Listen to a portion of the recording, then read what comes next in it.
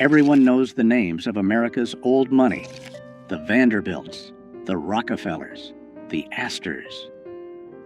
In Philadelphia, it was families like the Biddles and the Drexels who ruled society. They lived in mansions on Society Hill. They would not let anyone into their clubs who did not have the right last name. But while the white aristocracy was busy excluding everyone, another aristocracy was rising right under their noses: a black aristocracy. In the 1840s, decades before slavery ended in the South, a secret society of black families in Philadelphia was amassing fortunes that rivaled the white elite. They lived in mansions with English butlers. They sent their children to private schools in Paris. They owned the catering empires that fed the white upper class. They were called the Old Philadelphians of color, and for nearly 50 years, they operated a parallel universe of wealth and privilege that history has almost completely erased.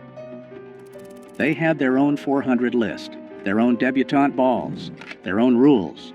They were so exclusive that even other wealthy black people were often denied entry.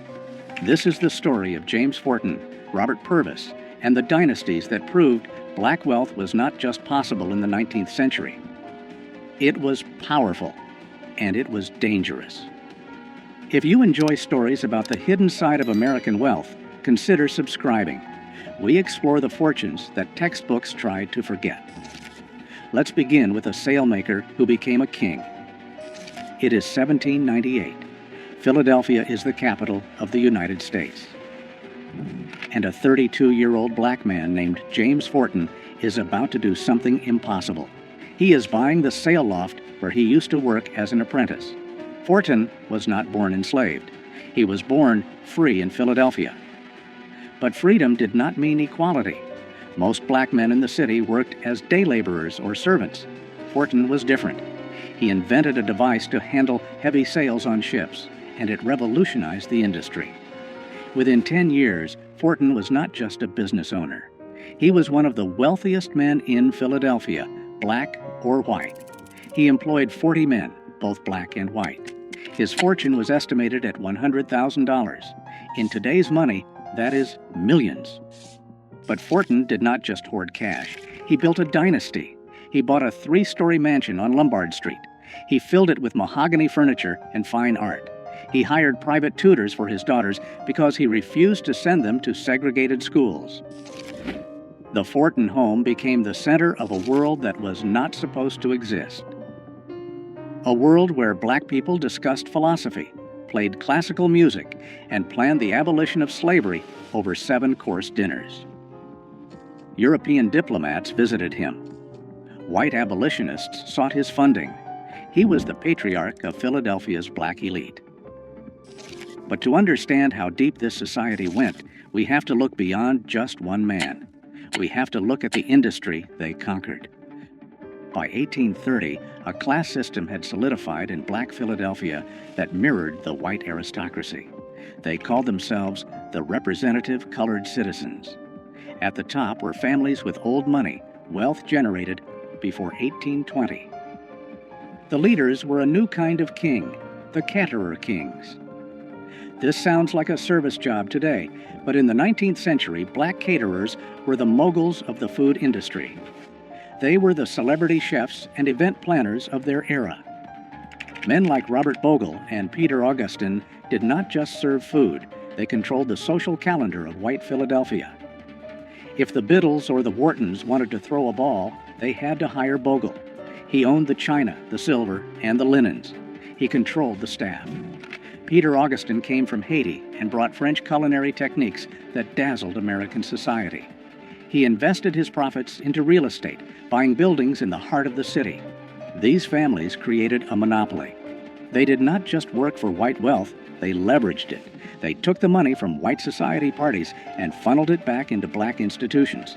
They built the churches, they funded the schools, and they intermarried. A Forten married a Purvis. A Minton married a Bogle. They created a closed loop of wealth that protected them from the racism outside their doors. They were the invisible backbone of the city's economy. The financial power of this group was staggering. By 1837, the black community in Philadelphia held $250,000 in real estate. By 1847, that number had quadrupled.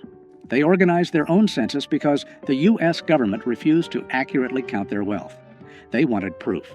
They formed literary societies like the Gilbert Lyceum, where talking about slavery was forbidden, not because they did not care, but because they wanted a space to discuss art, science, and literature without being defined by their oppression. They were constructing a reality where they were simply aristocrats. Robert Purvis, Fortin's son-in-law, took this lifestyle to its absolute peak. He was the son of a white cotton merchant and a free woman of color. He inherited a massive fortune. He looked white. He could have moved to Europe and lived as a white aristocrat. Instead, he stayed in Philadelphia and declared himself black. He built a country estate called Byberry. It had prize-winning livestock, rare gardens, and a library filled with first editions. It also had a secret trapdoor in the floor. While Purvis lived like a lord, he was also the president of the Underground Railroad. His mansion was a station for escaping slaves. This was the paradox of the black elite. They lived in luxury that rivaled the white upper class, but their lives were constantly in danger because of the color of their skin. In 1838, that danger arrived at their front door. May 17, 1838, Philadelphia. The city is tense.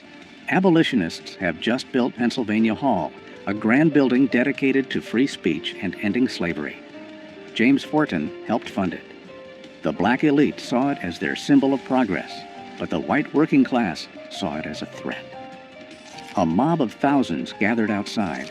They were not just angry about slavery. They were angry about black wealth. They saw black men like Fortin and Purvis walking the streets in silk suits, while white immigrants struggled to find work. The resentment boiled over. The mob burned Pennsylvania Hall to the ground only 3 days after it opened. Then they turned toward the black neighborhoods. They did not go after the poor. They went after the rich. They targeted the mansions. They targeted the businesses.